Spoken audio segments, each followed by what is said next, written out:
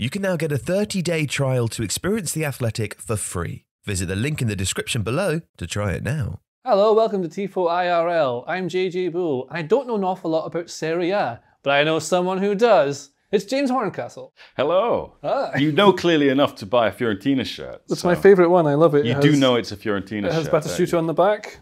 Okay. You see that? Very nice. Nintendo, happy. Fila, one of the great collaborations, I would say. All things I like. Yeah.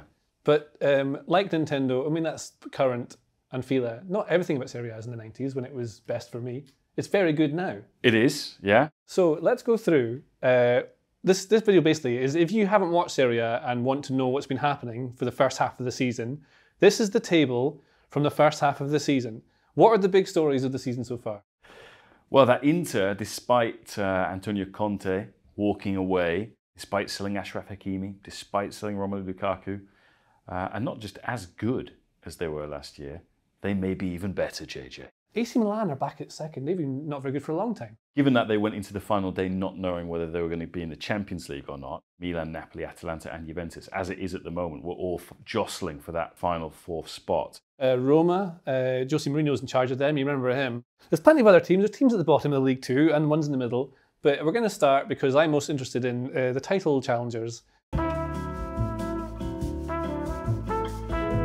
What's happened with them post-Conte? So Simone Inzaghi came in, and then some things happened. So Simone Inzaghi, good coach, and was due to work with one of the top three, either Juventus, Milan or Inter, I would say, after what he did at Lazio. Remember, he was caretaker coach, and then they thought, let's go and hire Marcelo Bielsa, and Bielsa never boarded a plane from Buenos Aires to Rome.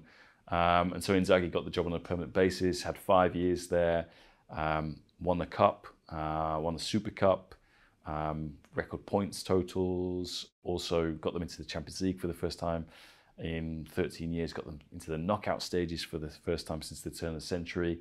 So did really well. And also was a good fit because Inter last year played 3-5-2, as you can see here.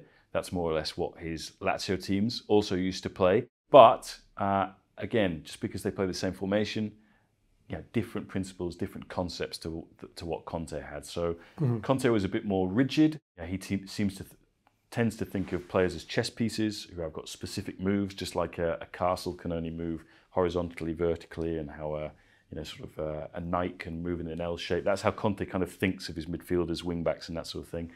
They're a little bit freer, a little bit looser, able to use their intuition more than they did on the Conte. And the three players that they've signed to replace Hakimi, Eriksen, and Lukaku, of course, have done very, very well indeed. And who are the key players? I mean, Lautaro Martinez is obviously one of their best players, wanted throughout Europe and the world.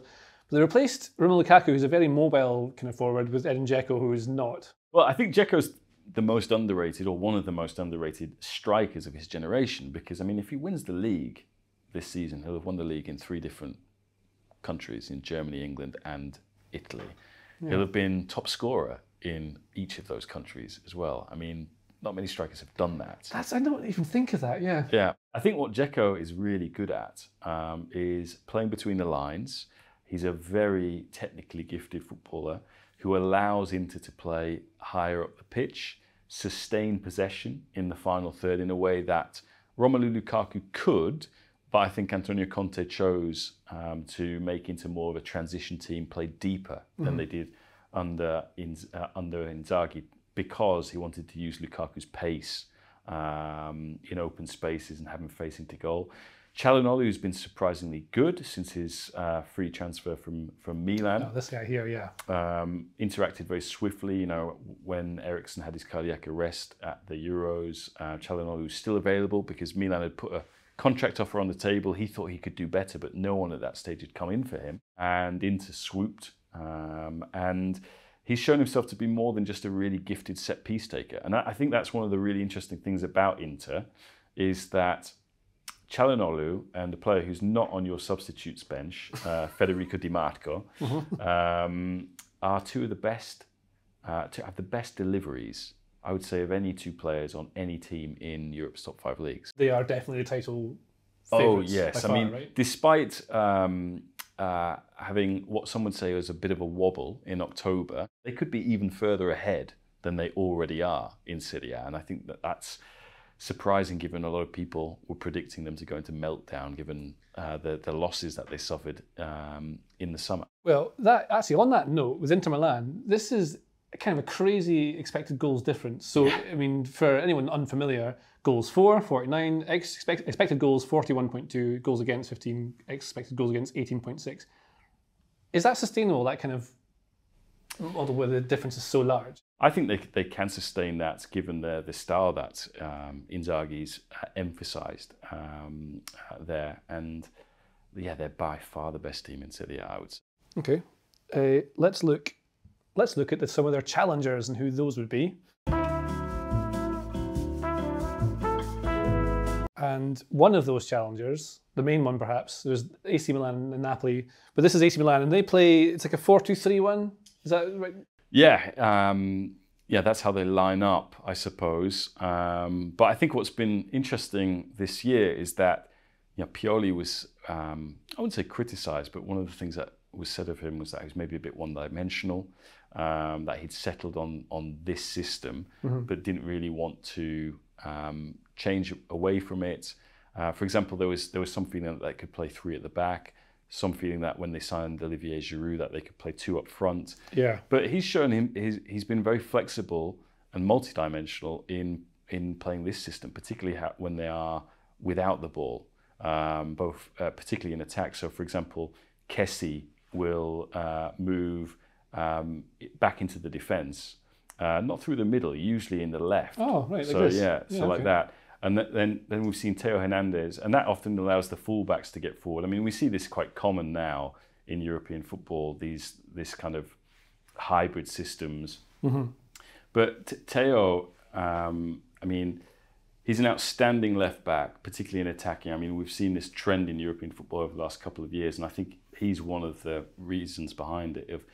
Rather than sticking to the touchline, what Theo will do is he drives inside Theo Hernandez. Sorry, I'm talking the wrong one. And he collapses the middle that way, and that has been very hard for teams to defend against. He's also given them a slightly different look as well, because when Kessie moves into that inside left, almost defensive position, Hernandez has also been known to come inside and play as a midfield player. What Pioli's been doing with what many people think is the existing setup has been pretty fascinating to watch. So if not AC Milan, then Napoli are probably in amongst the rest of it, right? But they just lost Lorenzo Insigne, who is one of their... Well, he may be there until the end of the season, but he has agreed to go to MLS and play for Toronto, following in the footsteps of the Atomic Ant, Sebastiano Giovinco, all those years ago. But Insigne is obviously the captain, but I think what's interesting is his relationship with the city, because he's homegrown, but I think a lot of Neapolitans see themselves more in Dries Mertens, who they call Ciro, which is a name associated with Neapolitans. He's the all-time top scorer of the club, and it seems to kind of really represent the essence of Napoli. But the surprise about Napoli this season has been Anguissa, who's come in from loan from Fulham. Yeah, couldn't get a game. But yeah, is in some respects reminiscent of Moussa Dembele when he was at Fulham and Spurs, in terms of his ability to dribble from central midfield areas. Like carrying it up the pitch. Exactly. Yeah. Dynamic as well. The other player who is very busy like that is Elmas, who's on the bench. Yeah, but no. Where does he go? Yeah, I mean, so he will play on the left-hand side, or he can play as a kind of pressing number 10, if you like, as well. Yeah. And so they've got lots of options off the bench, Napoli. I mean, you've got Osimhen up front there, and he's their record signing. Got a range of options to this Napoli team. It's just unfortunate that through December they suffered a lot of injuries, and the African Cup of Nations started, which has taken Koulibaly and Anguissa and another one of their subs, Adam Unas, away for a month. Roma The team that spent the most in Serie A. Jose Mourinho in charge, that doesn't add up. Yeah, obviously invested a lot in the manager as well. Made the most expensive signing. You see Tammy Abraham on the ball. He was 45 million. How's he doing? So he had a very good start, particularly in that first game against Fiorentina. Hit the bar, created a few goals. And then he was quite unlucky. He's hit the woodwork, I think, more than any other player in Serie A. And more recently, it's really started to come good for him. I think he's scored 7 in his last 7 games. And he's been learning a new culture, new league, new teammates. But the guy behind him, Pellegrini there, Roman born and bred from Cinecittà, which is the neighborhood of Rome where Federico Fellini used to make all of his films. He's got one of the best deliveries in Serie A, and I think he's just a wonderful playmaker to watch. Yeah, I like watching him play. He's lovely to watch. But then this is sort of one of the systems that Mourinho was playing. I mean, we associate him largely with a 4-2-3-1, mid-block to try and break into the space. But we're just talking before we started filming, because we do that sometimes. They started playing a back 3, which is a very Mourinho thing. Now, that means you can bring in Mourinho's old pal, Chris Smalling, right? It is. Like that? Smaldini, as they call him in Italy. But yeah, Roma were exciting to watch in the early stage of the season.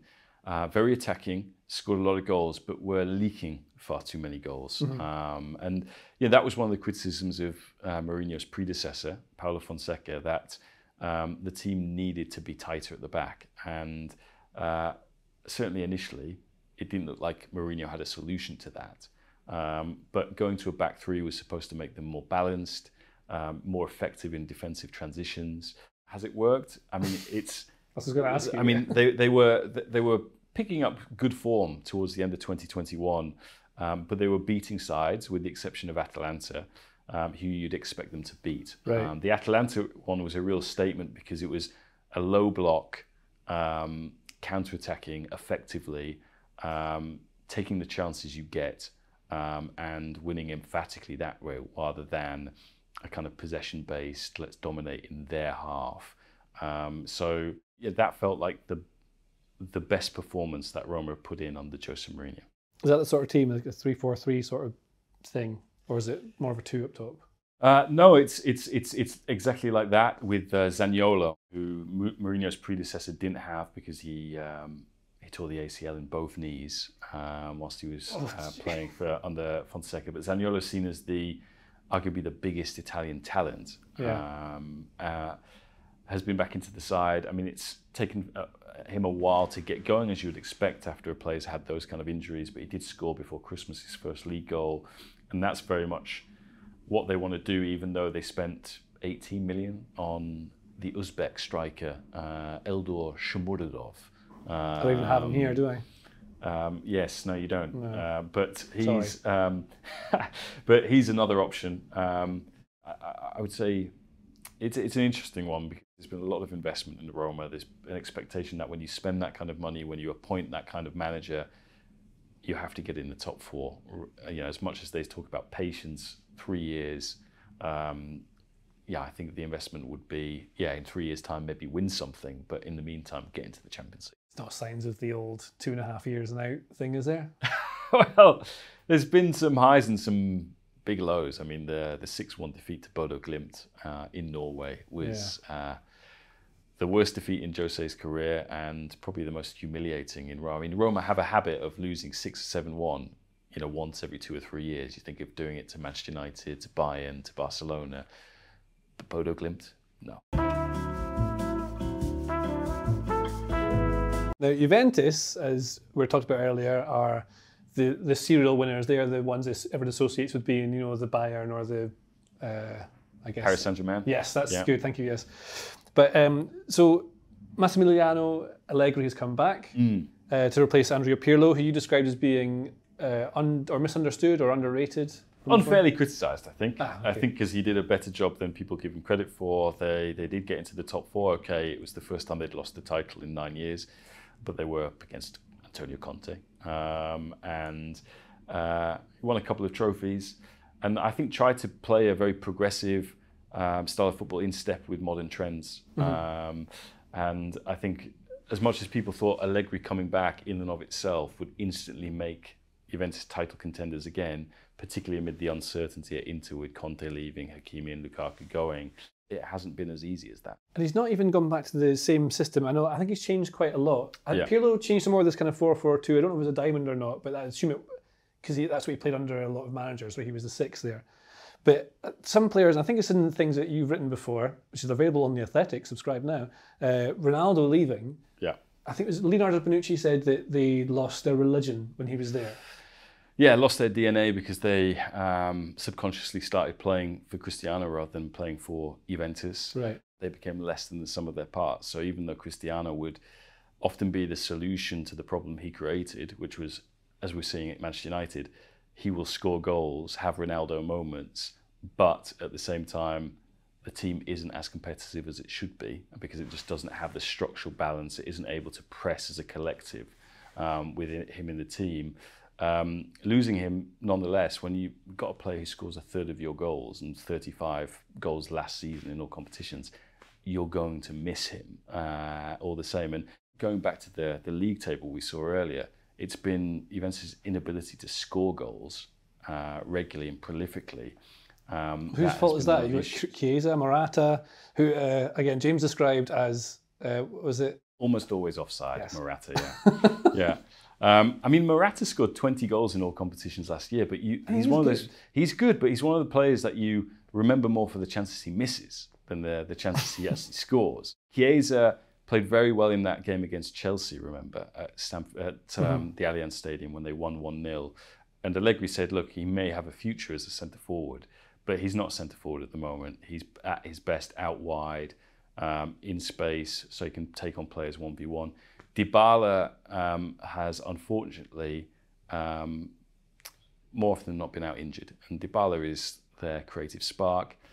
I think there are a couple of underrated players in this. I mean, for example, last year for me, Cuadrado was their player of the year. Very versatile. Sarri's had to basically convert him to playing a right back, so you do see him in that position. You've been playing him, but he plays mainly as a winger. Very good crosser of the ball, dribbler. And Bernardeschi this year, don't know whether it's because it's a contract year or because he was confident. He was great at the Euros. Yeah, very, very, yeah, he seems to have found himself more and he's more comfortable in the Juventus shirt than he has been in the past. And so it's been interesting with Allegri because he did play a bit of a diamond in midfield.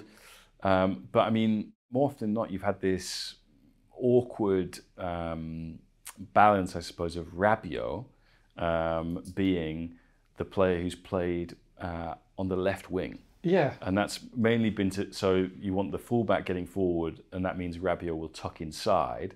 Rabiot is still very much an enigma. I'd never quite work him out. Yeah, for all those attributes, left foot, tall, carries the ball, he doesn't seem to have a lot of vision. You never see him creating a chance or scoring really any goals, apart from that wonder goal he scored against Milan. So, a bit of a disappointment there. I suppose that's why Juventus currently sit in fifth. I mean, this is at the halfway exact point, so whenever this comes out, more games may have played, but this is where they were at the time. What else is interesting to you about the terms of the season? I think Fiorentina obviously have lovely strips, but are they as good as Juventus? Are they overperforming? What are they? So Fiorentina revelation this season, they kind of got a little bit lucky in that they appointed Gennaro Gattuso to be their coach. Then they basically fell out with him before the start of the season over transfers, and they decided to pay a buyout clause for Vincenzo Italiano, probably the best up-and-coming coach in Italian football. Got a team from the fourth tier into the playoffs for the third division, got a team up from the third division to the second division, then got Spezia up to the top flight for the first time in their history. So constantly moving up all the time. And Fiorentina have invested a lot in the last couple of years without getting much bang for their buck. They've more often than not been fighting against relegation in the final weeks of the season rather than fighting for a place in Europe. That's changed under Italiano. Really exciting team, pressing team to watch. And they've got arguably the best striker in Europe of his age category, along with Haaland. Only Haaland's better than him, I think, as a Haaland and Mbappe, of course. Let's name check Mbappe. Not a bad player. But Dusan Vlahovic has been very good, and obviously there's a lot of speculation about his future. Well, I mean, he is top of the goal-scoring charts when I made this little lovely chart. But yeah, and the other thing as well, I mean, he scores a few penalties, so that definitely helps boost him. I think other people have talked about it in the past. I think even on Tifo we've talked about how he's maybe boosted with his numbers, but his expected goals is exactly 11, which is kind of weird. These are the top scorers in the league. One player I thought was interesting was Giovanni Simeone, who's at Lazio? No, he's at Hellas Verona. Hellas Verona, yeah.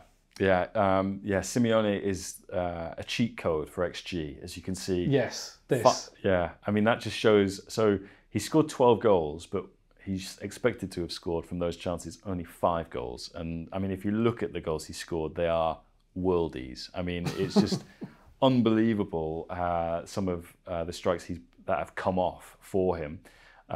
Because, I mean, Simeone's been in the league for some time now. He came to Genoa, he's been at Fiorentina, gone to Cagliari, he's now at Verona. And he's always been seen as kind of a little bit like his dad. It's all about effort, overcoming talent, you know. His dad, of course, being Diego Simeone, manager of Atletico Madrid. Yes, and but he seems to work perfectly with the Hellas Verona side, which has picked up where they left off under Juric. Juric left for Torino, their coach. He's very much a chip off the Gasperini block. And they've got Igor Tudor there now. And they've been upsetting a lot of their top sides. Juventus, for example, they beat them. They were the first team, I think, to beat Mourinho's Roma. And they play this kind of 3-4-2-1, man marking all over the pitch, regains high. And I mean, Simeone gets chances anyway, but even if he didn't, I mean, he's putting the ball in from the back of the net from ridiculous positions. Yeah, there are chances if you're putting in from 30 yards. But despite that, I mean, Hellas Verona sit 13th next to Sassuolo, I remember them being in Europe not long ago, but seems to have dipped since. Not a surprise, is it, though? But, I mean, that is a club that has a really defined identity. They take chances on young Italian managers. Mm-hmm. So Roberto Di Zerbi, for example, has gone to Shakhtar because his football is very well aligned with the Brazilians that they sign. They appointed Dionisi as his replacement. Dionisi, who got Empoli promoted last year, playing a really nice brand of football in a 4-4-2 diamond. And they've got some really skillful players. I mean, one of the players to look out for is a guy called Fratesi, who's a midfield player, makes runs into the box, scores goals, could be in contention for the Italy squad. But it's really difficult to get into that top 7, top 8. They felt that finishing 8th last year under Zerbi was as good as they can do, really, given their resources, which makes Empoli in 9th, I would say, in terms of budget, the most surprising after coming up and losing their manager. Well, speaking of circus acts, maybe, Salernitana at the bottom of the league. Yes. I don't know if that segue works, but so there's a story about Salernitana where they were almost kicked out of Serie A very recently because they couldn't find an owner. They were about to default in their... Because their owner, or their former co-owner, is also Lazio's owner. And if you look at this, Salernitana and Lazio are in the same league. And yeah, that... How's that happen? Well, it's not supposed to happen, but in Italian football, anything can happen.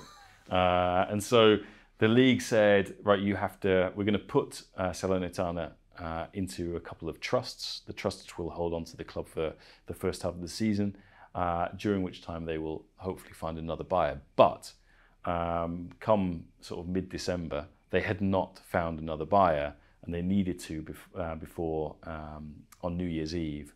And on New Year's Eve, they did, at the last second, find a new buyer called Iervolino, who's a local, who's famous in Italy for setting up the Italian equivalent of the Open University. Oh, cool. So there you go. What's that called? I can't remember, but every day's a school day here on Tifo. So yes, there you go. That's correct. Well, that's not everything that's happened in Serie A, but that's sort of roughly what it is so far. If you weren't sure, we have some other videos about, like, specifically how I think Roma and AC Milan play. Alex did, so look for them. But that's roughly, sort of, how Serie A has been this season. I hope you learned something. If you like this video, please consider subscribing to the channel. The Athletic is home to some of the world's best sports journalists, including David Ornstein, Daniel Taylor, Ollie Kay, Amy Lawrence and Rafa Honigstein. There are journalists dedicated to each Premier League team, so every fan gets the coverage they deserve, not just the big clubs. And you can try it for free now for 30 days. See the link in the description.